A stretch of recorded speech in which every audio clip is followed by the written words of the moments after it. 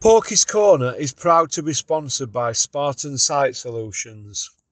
They are specialists in civil engineering and demolition contracts for the construction industry. Interested parties should visit their website or contact Porky's Corner for a referral at porkycorner@mail.com.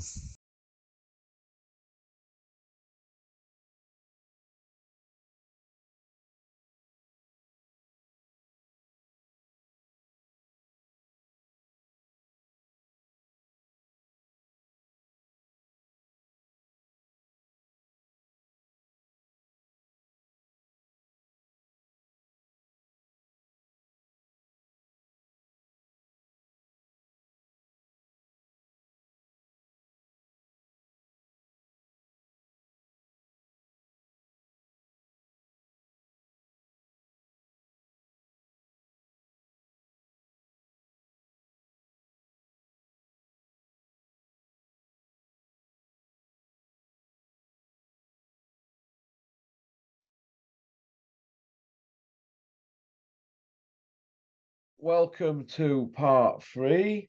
The Misfits, the Calla episode, him pretending to be Roy DeMeo, the John Gotti hit man of the 70s and 80s. I don't know if anybody's heard of him, Roy DeMeo, yeah.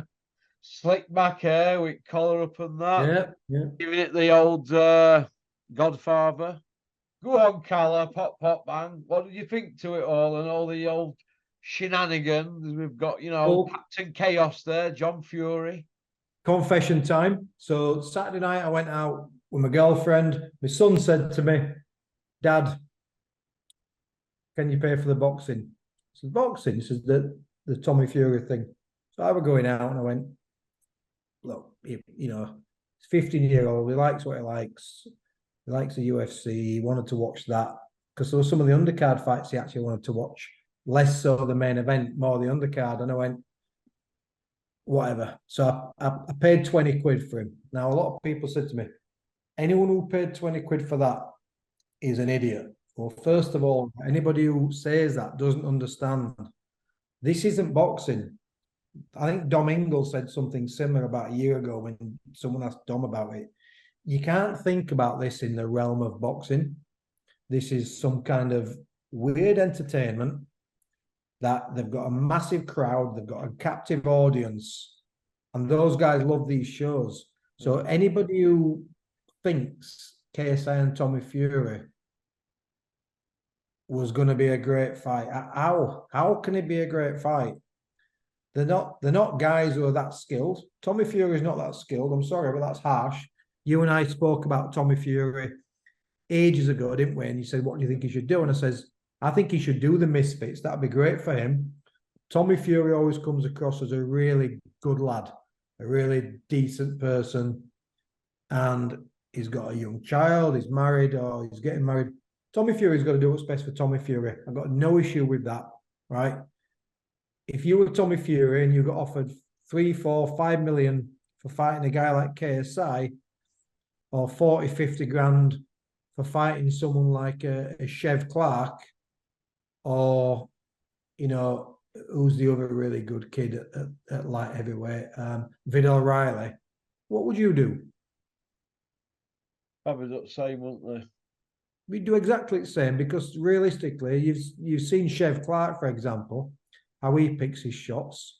Tommy Fury can't deal with that. Yeah. John Fury, I don't think is a great coach, but he knows enough about boxing to know that his son is limited. Okay? Yeah. Tyson's more or less admitted this, and Tommy, bless him, after the fight, said the same thing in a nice way. He says, there's only one Tyson Fury. I'm not Tyson. I'm just doing my own thing. So I say good for you, Tommy Fury, for going down the Misfits route. As a professional boxer, you absolutely won't make it. You've got guts to get in there, and I've got no issue with it, mate. It's not boxing. We have an element of boxing snobbery about us, so do I. But it's not boxing, it's just entertainment. But I paid for the fight for my son. I think it was 7 o'clock it came on. And me and Anna went out and we booked a table for 8 o'clock. And Joe says, Dad, just come and watch a bit. Come and watch a bit. And he's my son, you know, it's nice to spend time with my lad. And me and Anna sat down. Anna got a glass of wine. And the first fight that came on, the first thing we noticed, Russell, was the crowd was full. The stadium, there was this noise in the stadium. Yeah. It was on fire. They were buzzing. Believe it or not, the first fight was tag team boxing. Just boxing, fighting, wherever it was. It is what it is. The crowd are buzzing. And what one of the commentators said was, from 3:15 in the afternoon, people have been queuing to get in the arena. So they don't feel they've wasted the money. People paying 20 quid don't feel they've wasted the money. It's a poor quality. If you want to call it boxing, it's really poor quality. It's Bricktop tonight said it were worse than White Collar. And you can't think of it as boxing, and that's what I'm saying. It's just entertainment. It's guys with gloves on having a scrap. Of course, Tommy Fury's got a little bit more about him than most of these guys, but the guy. So, for example, the first thing, whatever it was, the first thing was tag team. Yeah. 4-rounders. They all got dropped a few times, in and out. They couldn't do more than a minute. It was weird watching it. I'm like, Joe, what is this? And Joe were laughing. But Joe really wanted to see, I'm going to get the names wrong, because we went out then. We went out for a couple of drinks and something to eat. Joe wanted to see Salt Pappy. I've remembered the name, a guy called Salt Pappy and another really tall, skinny guy. He wanted to watch that. And we managed to catch most of that. I went upstairs and got ready, but I could hear Anna and Joe watching it, and they were laughing. They were interested in what they were watching, Russell. Yeah. And it was crap level boxing, but they had a go. They just had a go. And the crowd love it, mate. So it is what it is. And this is what I said to you. There's a lot of people commenting saying, this is killing boxing. Now, that's such a naive view, as I've said. Boxing's killing boxing, mate. Yeah. We've done this to our sport, not making the most attractive matches, inactivity, with not being able to unify the heavyweight championship of the world in 25 drug testing, mandatories. Yeah, good point. Drug testing, but drug failures, it seems every other show. Naff decisions, naff referees, poor officials, Ebony Bridges versus OnlyFans people. Just, we've done this to our sport, right? So Misfits is not boxing. It is what it is. The one thing I won't accept is when people say it brings fans to our sport, because that's a load of crap. Because if you want to watch KSI, you'll watch him on YouTube. You'll watch his content he puts out there. You'll just follow KSI because you like KSI. You gravitate towards him. It won't suddenly make you want to start watching Dan Aziz and Boazzi. Doesn't work like that. It's a weird thing. That's how they sold it, to get the foot in door, though, isn't it? Oh, we'll put eyes on boxing if you give us a chance. Yeah, that's exactly what they've done. It doesn't bring eyes on boxing. I've said this before. My daughter went to wherever it was to see Joe Weller against, might have even been KSI, I don't know. She saw... Yeah, it was that one that he put on, wasn't it? Spencer Oliver's debut show. Well, my daughter went, and she said, for my birthday, can I have some tickets to see KSI box? I went, who's KSI box? I didn't get it. And she went down to, I'm going to get this wrong, we're either Manchester or London. She went down with a friend and a friend's mum. She was about 14 at the time. 13 maybe, I don't know. She went down, she loved it, she had a great time. But what Daisy didn't do, Russell, she didn't come home and start saying, is there any more boxing on this weekend, Dad? It don't. You can't say that Misfits brings people to boxing, because if you watch Misfits and you love the characters and the wildness and the craziness and the controversy of it all, if you tuned into, so for example, we've been talking about the Sky Sports show, yeah? So you said, all right, I'm going to watch KSI, Tommy Fury, I'm going to watch the whole bill. And now there's some boxing on this Saturday night. I'm going to tune in and I'm going to watch Jack Catterall against Jorge Linares. And I'm going to watch the undercard. You ain't going to watch that. You're going to think, well, this is boring. Because it takes a certain person to really appreciate very, very skilled boxers. It's what Dom Ingle says. It's a different genre. It's a different thing. Don't treat it as boxing. Yeah. Treat it as just it's entertainment guised as boxing. I think the Tommy Fury fight, we got back about 10:15 on Saturday. It was an early night. And we watched the Tommy Fury fight with my son. And I think there was about 5 punches landed in the whole fight. And it did look like white collar. I don't find it entertaining. Anna did. Joe did. The crowd did.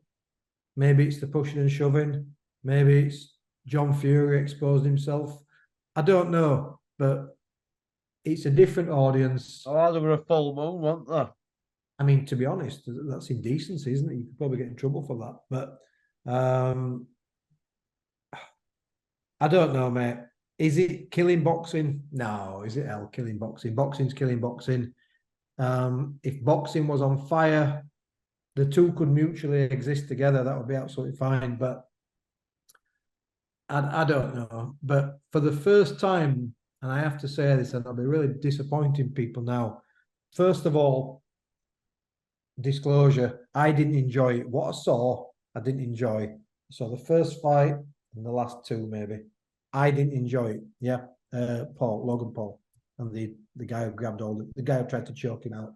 I saw the first fight, a little bit of the second fight, in and out, and I saw the last two. I didn't enjoy it. The son did, the crowd did, Anna enjoyed it. So it is what it is, mate. It's a changing world, isn't it? Everybody's making money. Everybody's making a fortune. John Fury's playing his part in all of this. Bit too close to the knuckles sometimes, but Tommy's now, realistically, Tommy's found a home, hasn't he? Yeah. He's found his place, which is probably the king of YouTube influencer boxing or fighting or whatever you want to call it. Oh, you're a bit top earner now, Tommy, won't he? Mega money. And Tommy will not go in a fight now, Tommy. Tommy won't go back in traditional boxing now. No. There are too many options for him. He could fight KSI again. He could fight Logan Paul. He could fight Jake Paul, the guy he beat last time. He could fight those guys. They're even talking about other people crossing over from UFC, and Tommy can write his own checks now. Why wouldn't you do it? Yeah. Life's tough enough, mate. If Tommy went through the traditional route, yeah, to satisfy Julian McGowan and Russell Hartley, and he went to the traditional route, central area level, gets beat, English title, gets beat, ends up 8-9 wins, 5-6 losses, broken, confidence bust up, not a lot of money in the bank. Is he going to do that to satisfy me and you and everybody else, the traditional boxing fan? No, he's not. He's going to do what's best for him. And he should do what's best for him. Just don't talk about yourself as a professional boxer. That's the only thing I have. Yeah. You know, if Savannah Marshall gave an OnlyFans boxer a chance to fight for her world title, would she get more stick than Ebony?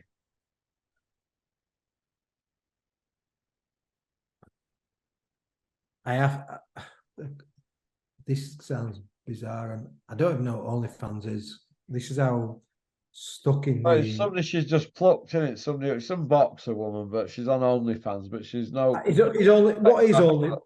All right, I'm not just saying this to be. Yeah.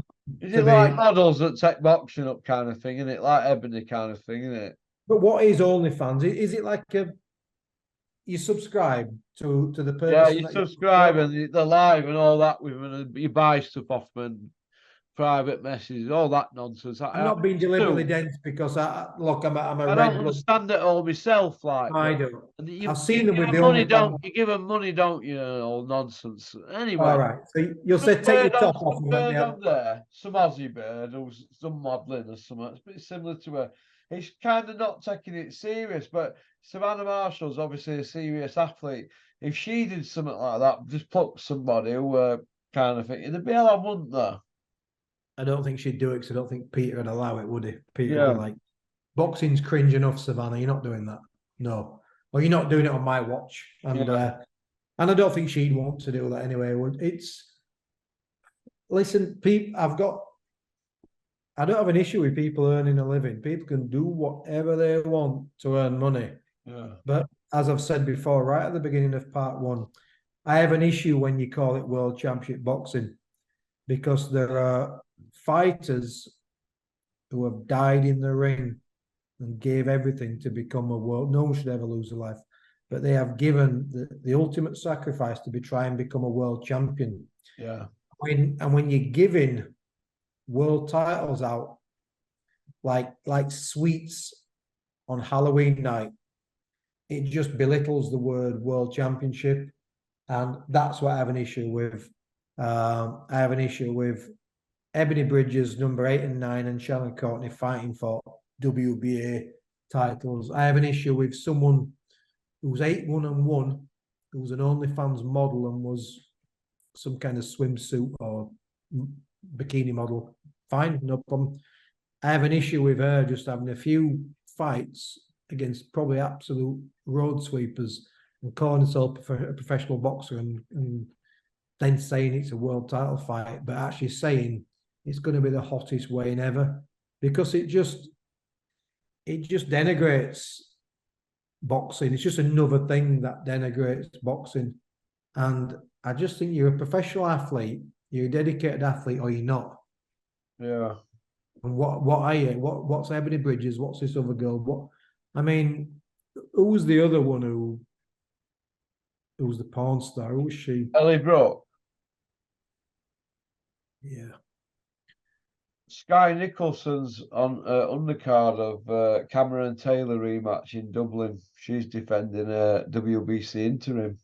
Well, it's a joke belt that was gifted to her, but she's a talented fighter. By Eduardo. It was absolutely gifted, wasn't it? I mean, it was a joke. Did you see her opponent? It was terrible. But Sky Nicholson's a dedicated athlete. She's a good role model. She's always really, really well spoken. So no issue whatsoever. You know, I don't have an issue with women's boxing or men. I don't have an issue with anyone box. People can do what they like. As I've said, I have an issue with it being televised when it's dross. It's garbage. It's a joke.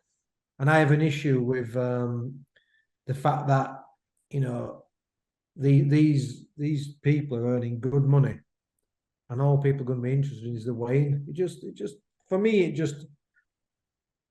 I always wonder what a Chantel Cameron and a Katie Taylor thinks about it deep down. Yeah.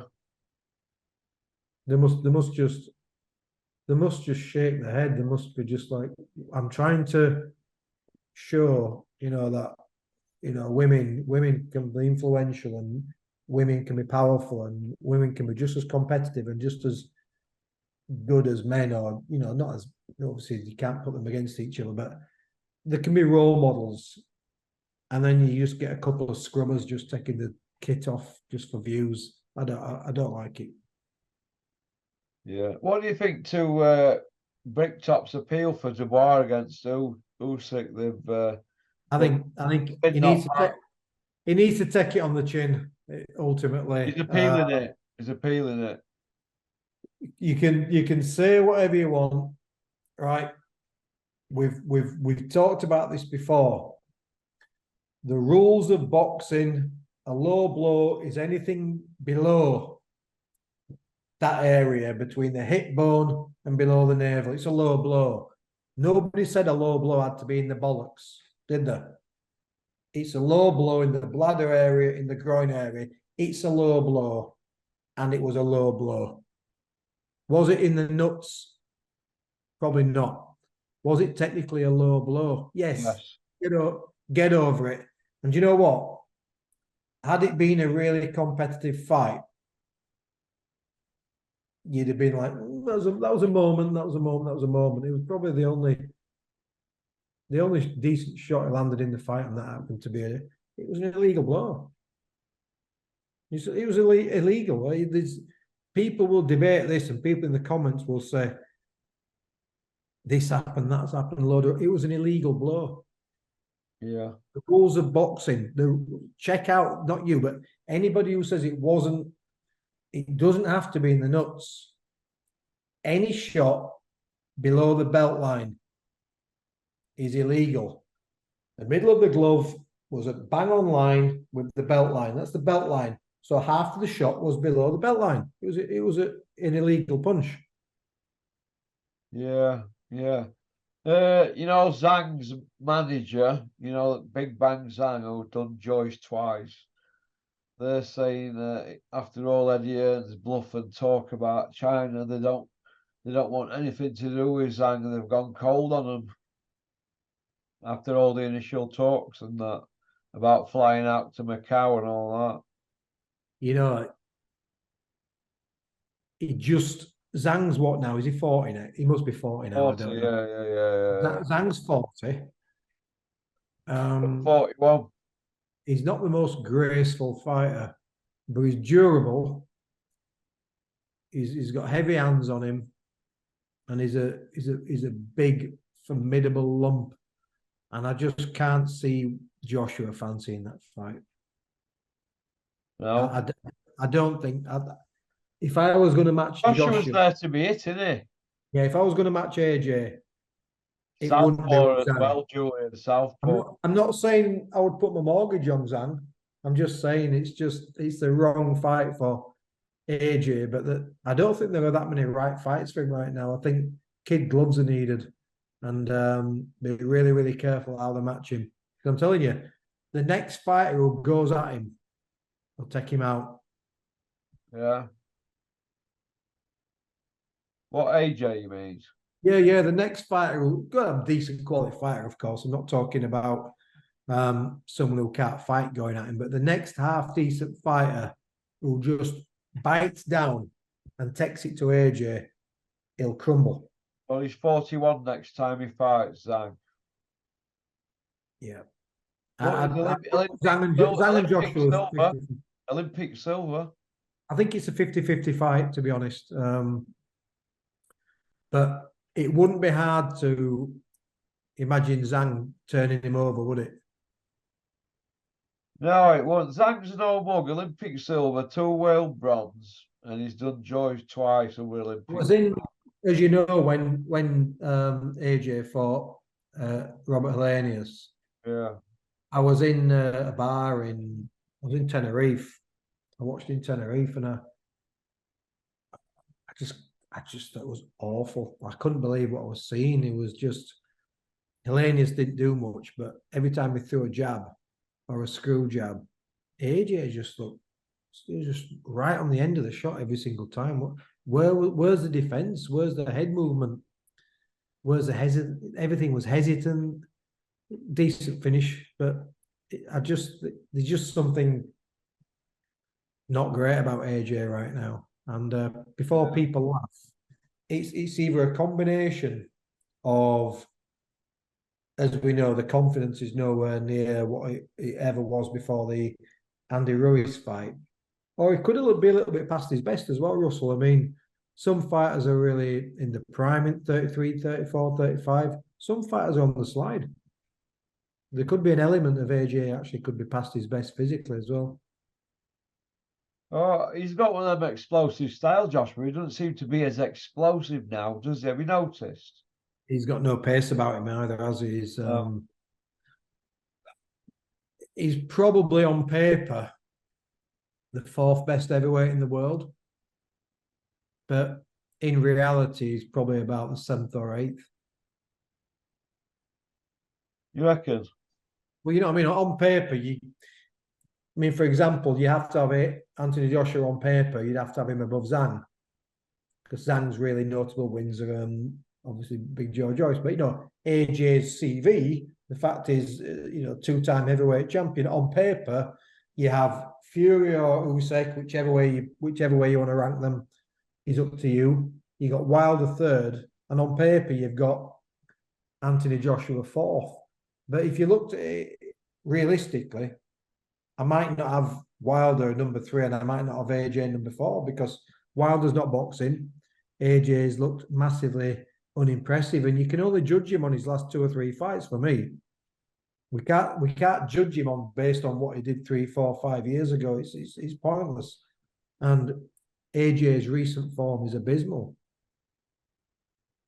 Yeah, he's not been doing too good. He didn't do too good against Franklin, did he?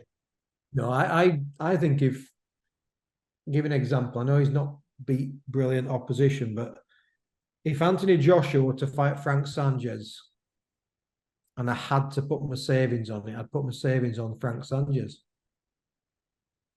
Too quick, too hungry, too young, throws too many combinations, good feet. Frank Sanchez would beat AJ.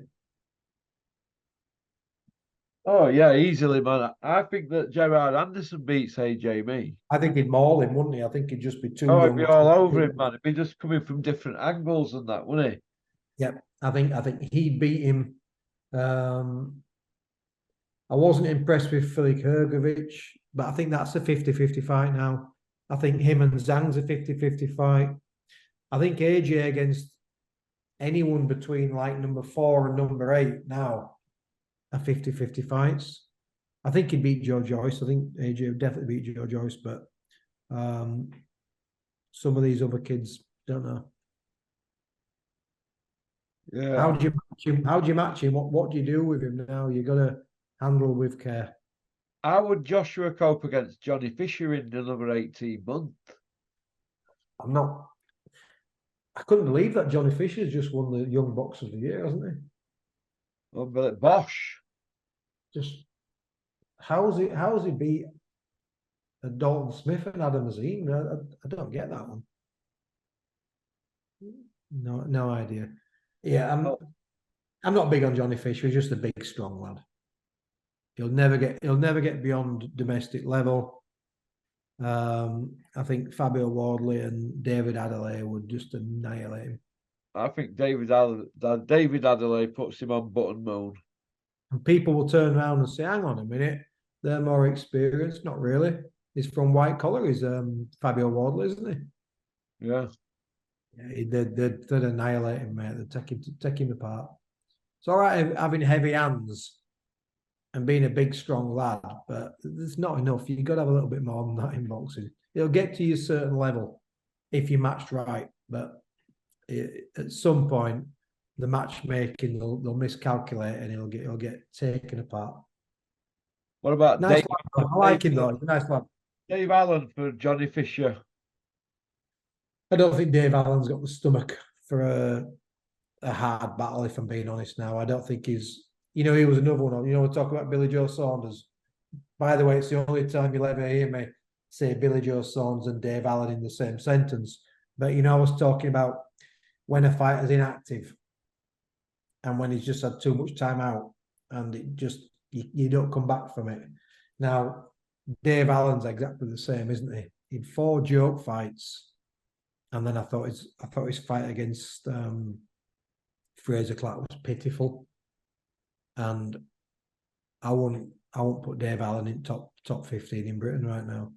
Dennis offered Dave Allen for Max. Max didn't want to know. Dave Allen and Max. I'll chat to Max all the time. We just don't talk about Max and boxing. That's all. But Max is a good lad. We're a bit of good at that. Oh, all right. Okay. We always have a chat, me and Max. He's a nice lad. He's doing very well. How's he doing, Max? Is he all right? He's doing very well. Everybody at Porky's Corner wishes Max all the best. Is he took karate up? Somebody told me he took karate up in Luton. I don't know, but we always chat about boxing. We audio like you and I do. We audio probably every other day, every third day. We have a chat. I like to know how he's getting on. I like to know how his career's getting on. Down lecturing. Yeah. Sounds like he's been a hit. He's doing very, very well down there. He's a nice lad. He's decent. He was outspoken. People didn't quite get Max, and people didn't realise that really he's the kind of person. You like Max? He'd give you the shirt off his back with the lad. And I know if I give him a ring now and says, Max, I'm in a bit of trouble, can you give me an hand?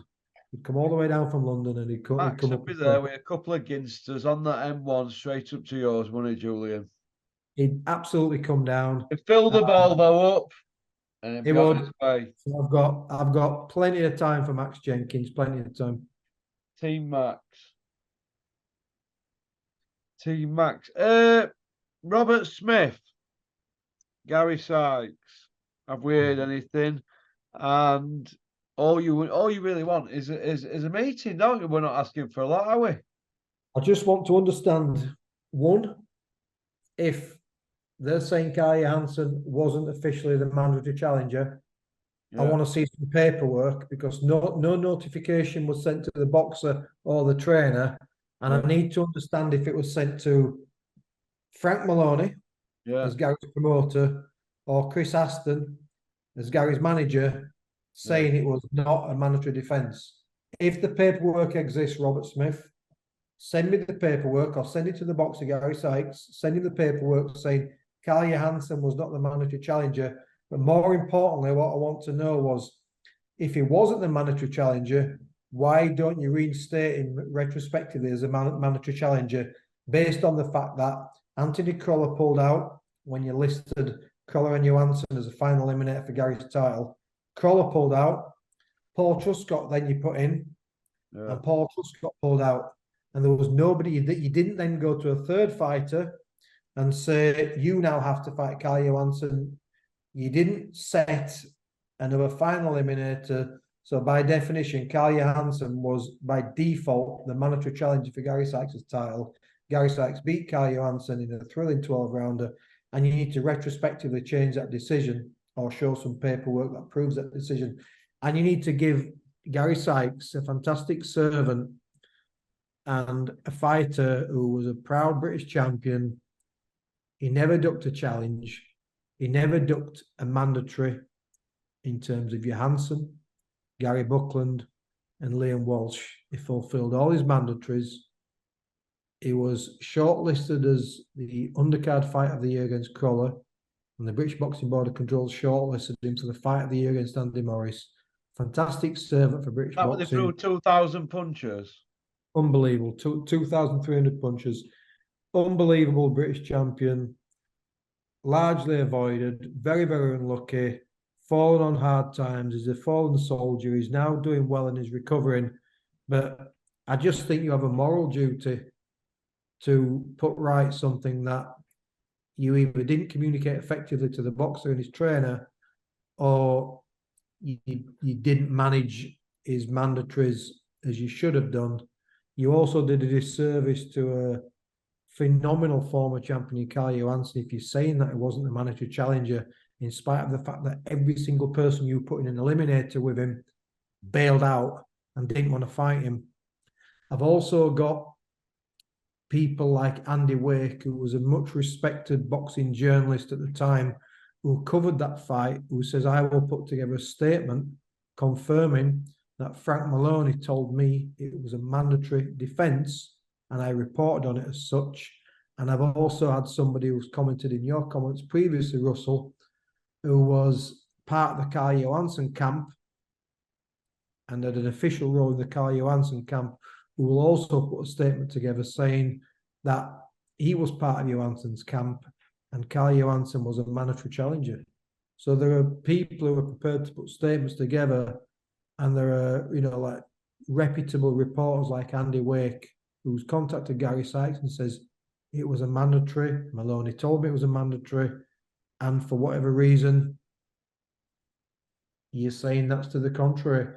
And I don't know if it's a pride thing, Robert Smith, and I know you watch this, and I genuinely mean this, genuinely. Okay, it's not about the belt, and I appreciate you, Russell, always giving me time to talk about this, but I was closer to this than anybody, so I know the details.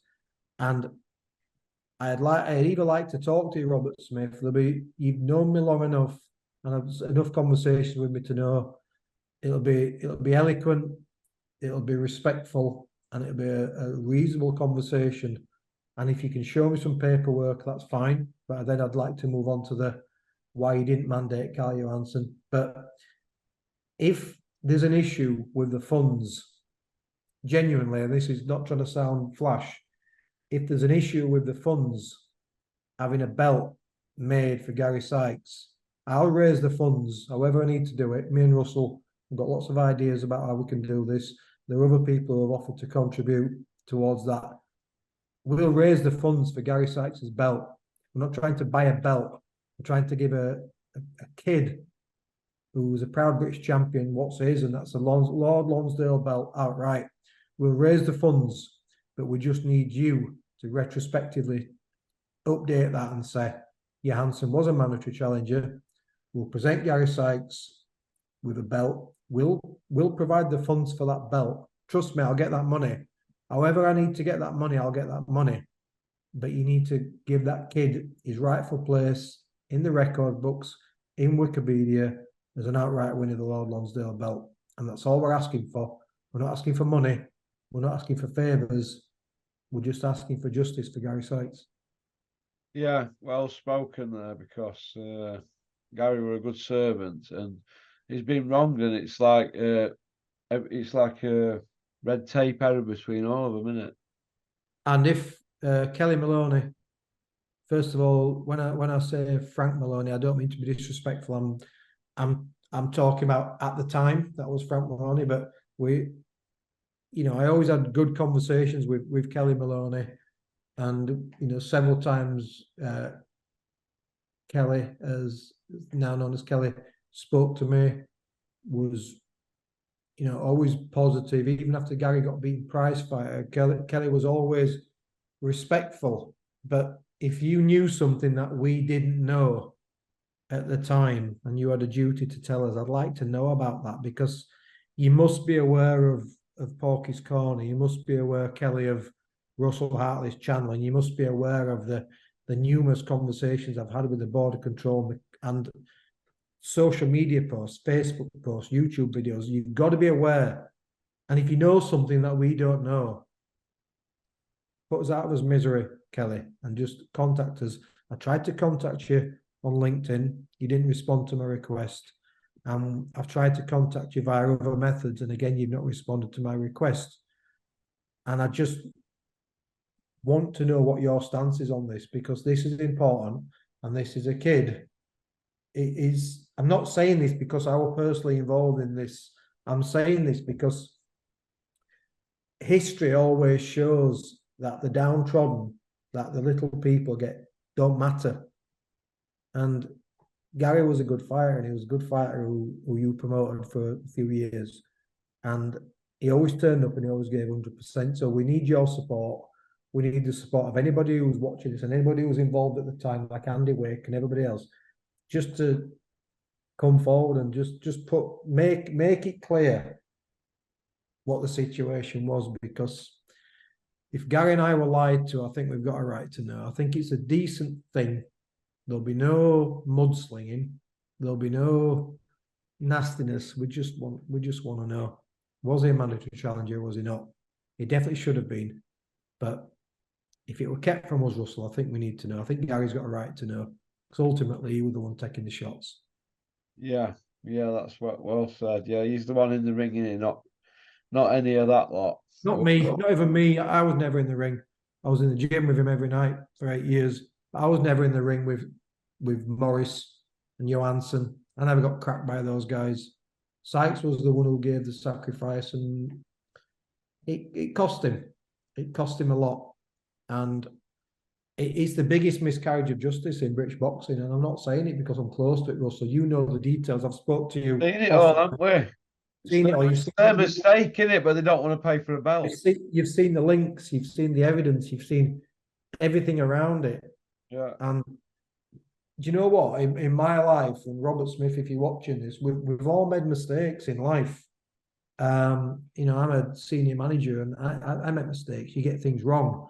And I was always told by one of my old mentors is two things. One, if you get something wrong, you just got to own it and say, actually, we overlooked that. And two, if it's in your power, you can change it. Now, the Border Control has always proven one thing: they can always show discretion. And if there is some technicalities here, just show some discretion to do what's right. Not because I want Sykes to have his belt because it looked nice on his mantelpiece, and not because it's any kind of like guilt complex, for people around Sykes. The kid was the best super featherweight at the time, and he was a proud champion, and you just should give him his belt.